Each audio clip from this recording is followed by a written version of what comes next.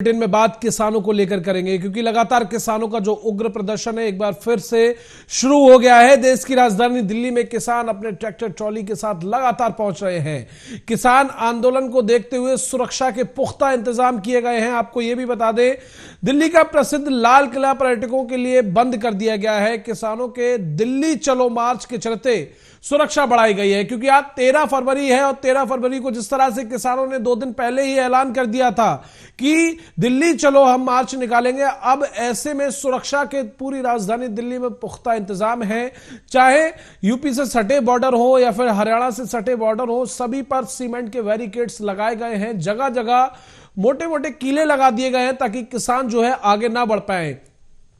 Police के साथ लगातार मुठभेड़ की भी तस्वीरें निकलकर सामने आ रही हैं। पुलिस और किसानों के बीच मुठभेड़ जारी है। ऐसे में पुलिस के द्वारा किसानों को रोकने के लिए वाटर कैनन किया जा रहा है, आंसू गैस के गोले छोड़े जा रहे हैं। वहीं कहीं ना कहीं किसान भी पत्थरबाजी करते हुए नजर आ रहे हैं। तो आपको बता दें, इन सब व्यवस्था के बीच लगातार जानकारी निकलकर सामने आ रही है कि दिल्ली से सटे कई बॉर्डरों को सील कर दिया है। शंभू बॉर्डर पर कुछ नौजवानों ने पहले बैरिकेडिंग तोड़नी शुरू की, उसके बाद पुलिस ने एक्शन लिया है। उसके बाद पुलिस ने आंसू गैस छोड़ी। दिल्ली के 3 प्रमुख सीमाओं जैसे सिंगू, टिकरी और गाजीपुर में लोहे और कंक्रीट के बैरिकेड लगाए गए हैं। कंटीले तार, कंटेनर और डंपर लगाकर रास्ते भी बंद कर दिए गए हैं ताकि किसान आगे ना बढ़े। इतना ही नहीं बल्कि सुरक्षा कारणों से दिल्ली में 2 मेट्रो स्टेशनों के गेट भी बंद कर दिए गए हैं। दिल्ली नोएडा सड़क और NH-24 पर लंबा जाम लग गया है। लगातार तस्वीरें आप देख सकते हैं। शंभू बॉर्डर पर हरियाणा पुलिस द्वारा आंसू गैस के गोले दागे गए हैं। इसके साथ ही जींद बॉर्डर पर पुलिस के जवानों ने पूरी तरह से कमर कस ली है कि किस तरह से किसानों को जो है रोका जाए। किसानों को रोकने के लिए लगातार पुलिस की तरफ से कवायद जारी है। आपको बता दें, पंजाब के किसान दोपहर 2 बजे तक जींद खनौनी बॉर्डर पर पहुंचेंगे, यानी कि 2 बजे का समय था, अब 3 बज रहे हैं। 3 से ज्यादा का ये समय हो गया और किसान पहुंच भी गए हैं। जिस तरह से किसानों ने पहले ही अपडेट्स के साथ चल रहे हैं, पहले 1 बजे का समय दिया था, किसान पहुंचने लगे, उसके बाद 2 बजे का समय दिया, लगातार किसान पहुंचे और अब 3 बजे का समय हो चुका है। ऐसे में लगातार किसान पहुंच गए हैं और किसानों के द्वारा लगातार ये आक्रोश, ये आंदोलन देखने को मिल रहा है। सिंगू बॉर्डर पर हरियाणा से आने वाले जो ट्रैफिक था वो पूरी तरह से रोका गया है। वहीं शंभू बॉर्डर पर और पुलिस के बीच भिड़ंत भी लगातार देखने को मिल रही है। चंडीगढ़ में कई स्कूलों को बंद कर दिया गया। इंदिरा गांधी अंतर्राष्ट्रीय हवाई अड्डे ने एक एडवाइजरी जारी कर यात्रियों से ट्रैफिक जाम को ध्यान में रखते हुए अपनी यात्रा की योजना बनाने का आग्रह किया गया है। केंद्रीय सचिवालय मेट्रो स्टेशन का गेट नंबर 2 शाम तक बंद रहेगा। अब किस तरह से दिल्ली में किसानों के द्वारा जो उग्र प्रदर्शन किया जा रहा है, किस तरह से लोगों को परेशानी हो रही है, कई सारे गेट बंद कर दिए गए हैं, लाल किला बंद कर दिया गया है और किसानों के दिल्ली चलो विरोध के आह्वान के मद्देनजर दिल्ली में कई स्थानों पर सुरक्षा तैनात की गई है। पूरी दिल्ली में धारा 144 लागू कर दी गई है। शंभू बॉर्डर पर पहले लेयर की बैरिकेड को किसानों ने तोड़ दिया है। शंभू बॉर्डर पार करने की कोशिश में पहले लेयर की बैरिकेड को तोड़ दिया गया और बढ़ने का लगातार किसान जो है वो प्रयास कर रहे हैं। किसानों ने अपने ट्रैक्टरों से सीमेंट के बैरिकेड को हटा दिया।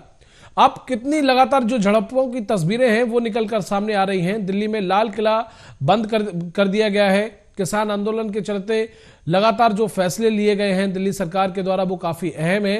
दिल्ली पर्यटकों के लिए पूरी तरह से बंद कर दिया गया है और सुरक्षा व्यवस्था चाक चौबंद कर दी गई है।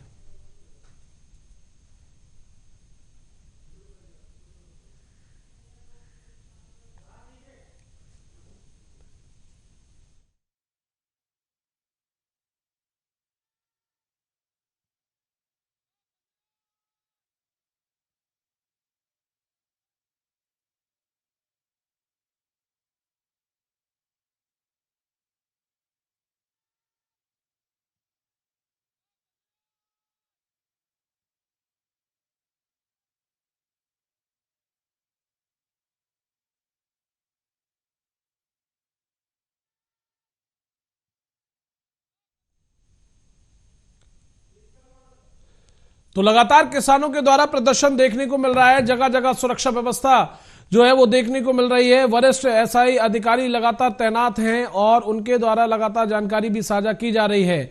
अगर बात नरेश टिकैत की करें तो नरेश टिकैत ने किसानों के दिल्ली चलो मार्च पर किसान नेता नरेश टिकैत ने कहा है कि पूरे देश में विरोध प्रदर्शन चल रहा है, सरकार को हमारे साथ बैठकर बातचीत करनी चाहिए और किसानों को सम्मान देना चाहिए। सरकार को इस मुद्दे पर सोचना चाहिए और इसका समाधान निकालने की कोशिश करनी चाहिए। तो जिस तरह से किसानों के द्वारा लगातार अपनी मांगों को लेकर यह आक्रोशित प्रदर्शन देखने को मिल रहा है, वहीं किसानों के जो वरिष्ठ किसान के जो नेता हैं उनके द्वारा भी जो प्रतिक्रियाएं निकलकर सामने आ रही हैं वो साफ तौर पर ये कहते हुए नजर आ रहे हैं कि सरकार को हमसे बातचीत करना चाहिए, किसानों को सम्मान देना चाहिए कि हमें क्या करना है। लेकिन सरकार कोई सुध नहीं ले रही है। जब तक सरकार कोई सुध नहीं लेगी तब तक यूं ही हमारा आंदोलन जारी रहेगा। तो किसानों को रोकने के लिए नेशनल हाईवे पर क्रेन मशीनें लगा दी गई हैं। दिल्ली की ओर जाने वाले नेशनल हाईवे पर किसानों को रोकने के लिए एडवांस में कंटेनर क्रेनें खड़ी कर दी गई हैं। टिकरी बॉर्डर पर कोई आपातकालीन ना फंसे, इसके लिए पुलिस पूरी कोशिश कर रही है। झज्जर के एसपी की बात करें तो अर्पित जैन ने किसानों के दिल्ली चले मार्च के मद्देनजर टिकरी बॉर्डर पर सुरक्षा व्यवस्था के बारे में कहा कि यातायात सलाह पहले ही जारी की जा चुकी है और कई बिंदुओं पर मार्ग डायवर्जन यानी कि रोडों का जो डायवर्जन है वो भी किया गया है। हम यह भी सुनिश्चित कर रहे हैं कि कोई भी आपातकालीन वाहन टिकरी बॉर्डर पर ना फंसा रहे, क्योंकि माहौल खराब करने वालों से सावधान रहे। लगातार जो अर्जुन मुंडा हैं, जो एग्रीकल्चर मिनिस्टर है, उनके द्वारा यह भी कहा गया है कि माहौल खराब करने वालों से सावधान रहें। प्रदर्शनकारी किसानों से बातचीत पर केंद्रीय मंत्री जो अर्जुन मुंडा है उन्होंने ये सलाह दी है। ये कहा है कि सरकार को जानकारी मिल रही है कि कई लोग माहौल को खराब करने की कोशिश कर सकते हैं। मैं किसानों से आग्रह करता हूं कि वे ऐसे तत्वों से सावधान रहें। भारत सरकार किसानों के कल्याण के लिए प्रतिबद्ध है। कुछ मामलों पर सहमति बन गई है। हम कई अन्य मुद्दों पर भी समाधान खोजने के तरीकों पर काम कर रहे हैं। ये बयान आ गया है रोड पे यहाँ हम ये जो दिल्ली का यूपी के साथ गाजीपुर बॉर्डर है वहाँ पर यहाँ नीचे खड़े हैं स्लिप रोड पे। किसान एजिटेशन एक कॉल है दिल्ली चलो की, उसके चलते हमने यहाँ कड़े सुरक्षा इंतजाम किए हैं। हमारा उद्देश्य यही है कि आम जन जो है उसको कम से कम असुविधा हो और जो एजिटेशन जो किसान आ रहे हैं इनको हम पीसफुली, टैक्टफुली और बड़े लीगली, लॉफुली हैंडल कर पाए। शैलेश गिरी हमारे साथ जुड़ गए हैं, किसान यूनियन के वरिष्ठ नेता हैं, वो हमारे साथ जुड़ चुके हैं। शैलेश गिरी जी, आपका रुख करेंगे। जिस तरह से लगातार जो आक्रोशित प्रदर्शन देखने को मिल रहा है, ऐसा प्रदर्शन तो 2021 में भी देखने को नहीं मिला था, क्योंकि लगातार किसानों के द्वारा पत्थरबाजी की जा रही है, किसानों पर भी जवाबी में वाटर कैनन किया जा रहा है, आंसू गैस की गोले छोड़े जा रहे हैं। तो कैसे आप देखते हैं, क्या ये वही किसान है जो शांतिपूर्वक पहले प्रदर्शन करते थे, आज आक्रोशित प्रदर्शन देखने को मिल रहा है? जी जावेद जी, ये वही किसान हैं जी जो पहले थे। जी हेलो जी, आपकी आवाज आ रही है। जो पहले थे, लेकिन दिक्कत ये है कि किसान आंदोलन को जो मोदी जी ने आश्वासन देकर स्थगित कराया जी कि आपकी मांगे मान ली जाएंगी जी, और इतने दिन बीत जाने के बाद, करीब 1 बरस से ऊपर बीत जाने के बाद और 1 साल तक आंदोलन भी चला और अभी तक उस पर कोई सार्थक पहल नहीं हुई, इसलिए किसान आक्रोशित दिख रहे होंगे, गुस्से में होंगे, उनकी मांगे नहीं मिली है। किसान तो भोले भाले होते हैं। जी शैलेश जी, लेकिन प्रदर्शन जो है लगातार उग्र होता जा रहा है। जगह जगह बॉर्डरों पर बैरिकेड्स लगा दिए गए हैं, वो भी सीमेंट के। पुलिस बल की तैनाती भरपूर है, क्रेन मशीनें लगा दी गई हैं, गाड़ियां खड़ी कर दी गई हैं ताकि किसान आगे ना बढ़े। आखिर कब तक ये लड़ाई जारी रहेगी यूं ही इसी तरह? देखिए, मैं आपके चैनल के माध्यम से और जो भी बीजेपी की ओर से बैठे होंगे प्रवक्ता, उनसे ये सरकार को बताना चाहूंगा और आग्रह करना चाहूंगा जी कि किसान सीधे, सच्चे और भोले वाले होते हैं जी। उनको किसी भी तरह की बैरिकेड और बल प्रदर्शन करके सरकार की ओर से बलपूर्वक उनके आंदोलन को न रोका जाए, क्योंकि वो आतंकवादी तो है नहीं। हमारे देश के किसान हैं, हमारे देश की आत्मा है, हमारे देश की रीढ़ है, मेरुदंड है। तो उनको ससम्मान, समय देकर बुलाकर और सार्थक पहल करना चाहिए। ये बैरिकेड लगाना रोकना कहीं से सही नहीं है। आप किसी को अगर सही चीज मांगने के लिए रोकोगे तो वो उग्र होंगे, ये बट नेचुरल है कि नहीं? बिल्कुल। जैसे एक बात मुझे याद आ रही है कि मीनाक्षी लेखी ने कहा था एक बार कि ये किसान मवाली हैं।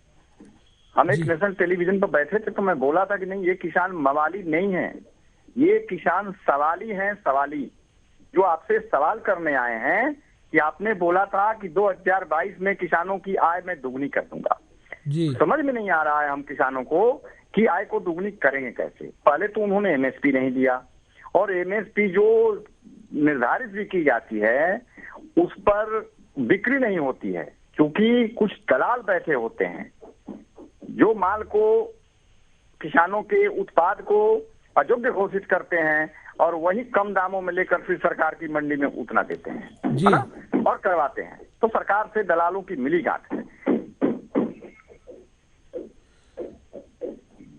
शैलेश गिरी जी कृषि मंत्री हैं अर्जुन मुंडा, उनका एक बयान सामने आया। उन्होंने ये कहा है कि ऐसे लोगों से सावधान रहें जो माहौल खराब करने की कोशिश की जा रही है। ये हमारे किसान नहीं है, ये माहौल खराब करने की लगातार कोशिश की जा रही है इनके द्वारा।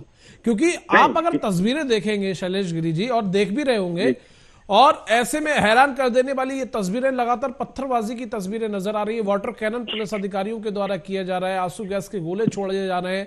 वहीं जवाबी कार्रवाई में किसानों ने ट्रैक्टर बैरिकेड्स, जो सीमेंट के बैरिकेड्स लगाए थे, उन पर ट्रैक्टर चढ़ा दिया। तो एक ये आंदोलन ऐसा आंदोलन दिख रहा है कि मर जाएंगे, मार देंगे, लेकिन पीछे नहीं हटेंगे।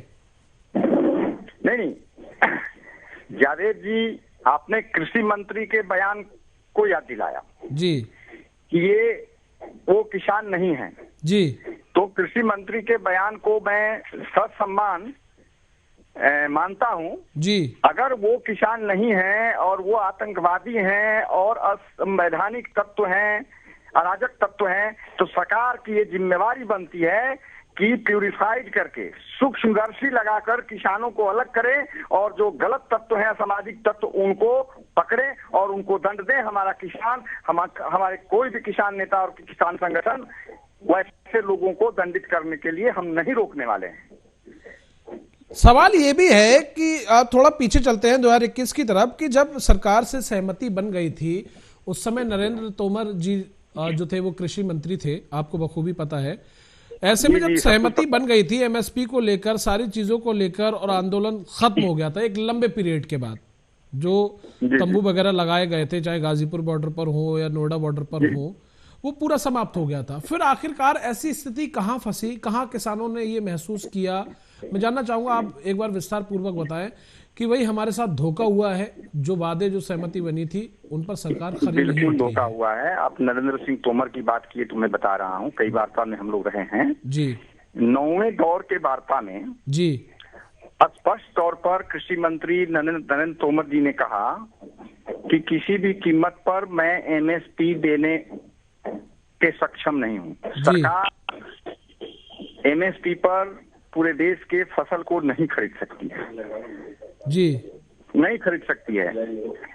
तो हम लोगों ने कहा कि नहीं, मैं नहीं कहता हूँ, किसान नहीं कहते हैं कि आप सारे फसल खरीद लें, लेकिन आप एक मिनिमम सपोर्ट प्राइस निर्धारित करें कि उस सपोर्ट प्राइस से, उस न्यूनतम समर्थन मूल्य से कम पे, उस समर्थन मूल्य से कम पे किसानों की फसल की खरीदारी नहीं की जाए, है ना।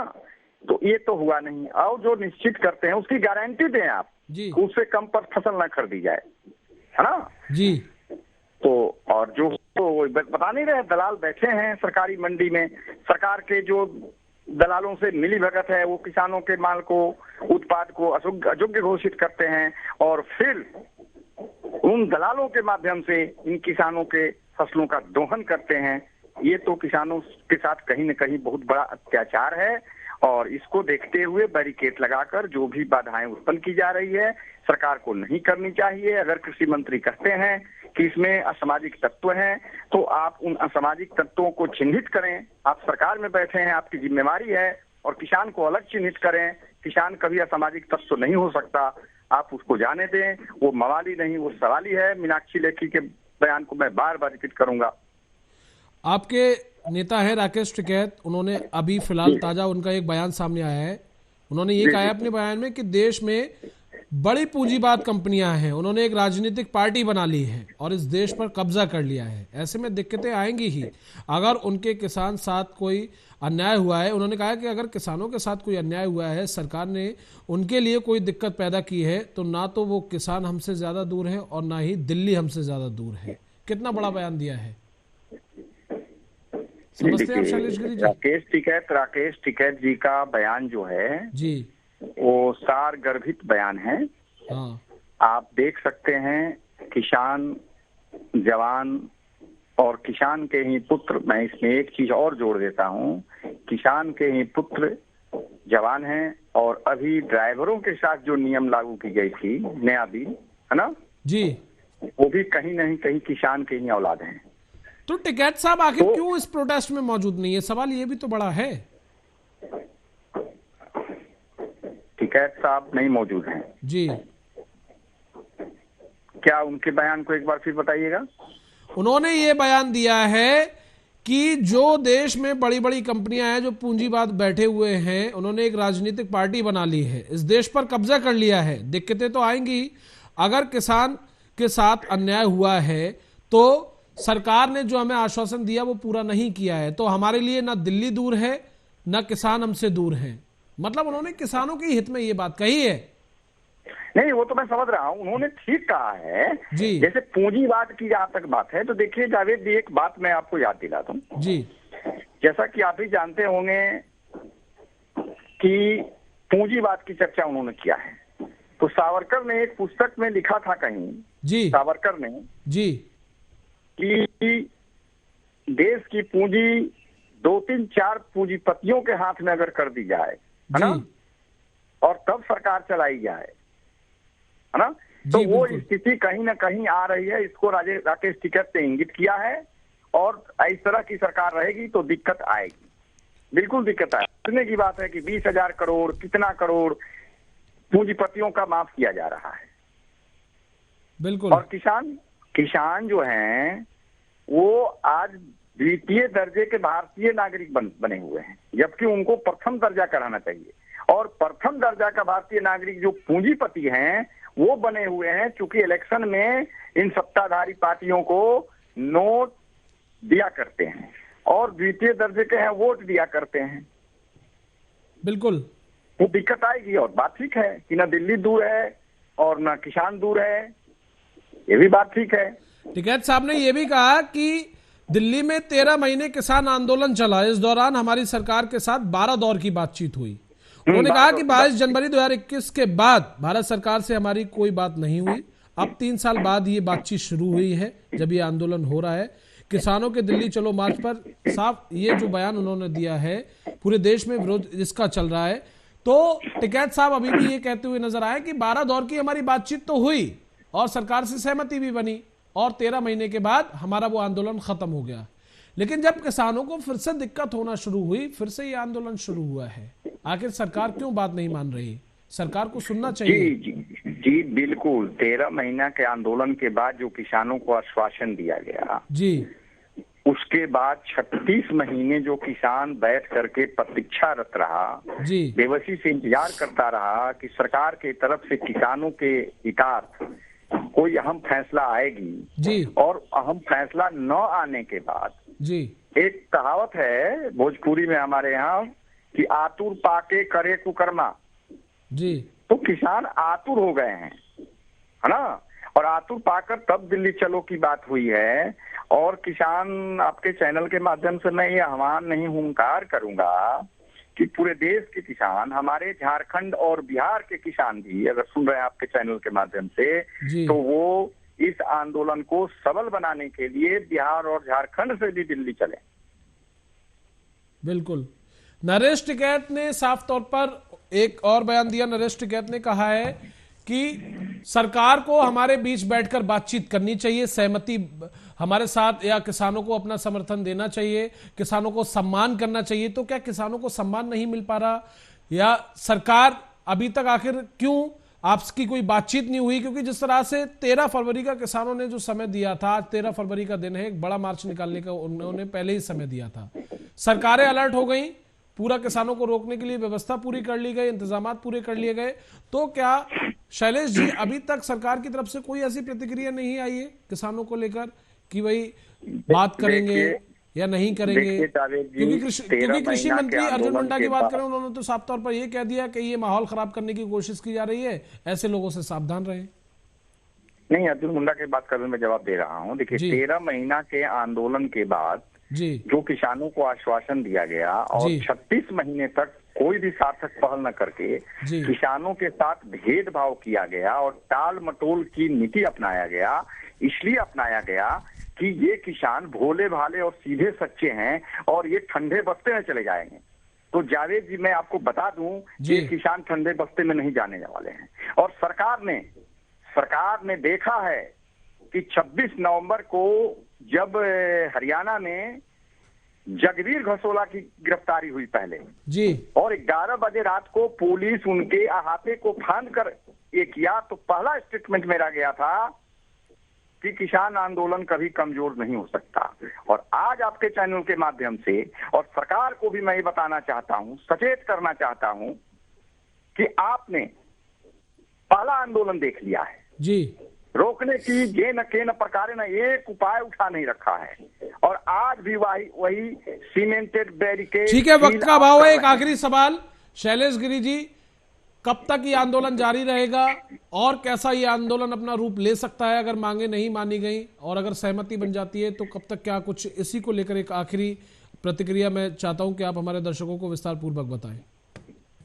देखिए, जहां तक मेरा 100% अनुमान है कि पहले के जो 13 महीने किसान आंदोलन चले हैं जी, उस आंदोलन से इस आंदोलन के रूप भयंकर होंगे, और शायद उसमें जो कुछ राज्यों से जो किसान कूच नहीं किए थे दिल्ली की तरफ जी, वो जो वंचित राज्य हैं वहां से भी किसान कूच करेंगे। और खास करके आपके चैनल के माध्यम से मैं पहले भी कहा हूं और फिर दोहराता हूं कि हे बिहार और झारखंड के अन्नदाताओं। चलिए, बहुत शुक्रिया शैलेश गिरी जी हमारे साथ इस चर्चा में जुड़ने के लिए और अपनी जो मांगे हैं आप लोगों की वो हमारे साथ साझा करने के लिए, और सरकार से ये कहने के लिए कि जब तक हमारी मांगे पूरी नहीं होंगी तब तक ये आंदोलन जारी रहेगा। क्योंकि लगातार दिल्ली और दिल्ली से सटे जो बॉर्डर हैं, चाहे गाजीपुर बॉर्डर हो या फिर नोएडा बॉर्डर हो या फिर उधर हरियाणा से सटे जितने भी बॉर्डर हैं, शंभू बॉर्डर हो, टिकरी बॉर्डर हो, लगातार वो बंद कर दिए गए हैं। किसानों का उग्र प्रदर्शन देखने को मिल रहा है। 10 कंपनियां सुरक्षा बलों की तैनात की गई हैं। जगह जगह पुख्ता इंतजाम सुरक्षा बलों के द्वारा किए जा रहे हैं। किसानों को रोकने के लिए उन पर वाटर कैनन भी किया जा रहा है, आंसू गैस के गोले भी छोड़े जा रहे हैं, लेकिन किसान भी पीछे नहीं हट रहे हैं। लगातार पत्थरबाजी की तस्वीरें भी निकलकर सामने आ रही हैं। सवाल यही है कि आखिर कब तक किसानों का यह आंदोलन जारी रहेगा? क्या यह आंदोलन और उग्र रूप ले सकता है या फिर सरकार किसानों की सुनेगी? फिलहाल के लिए बस इतना ही। नमस्कार।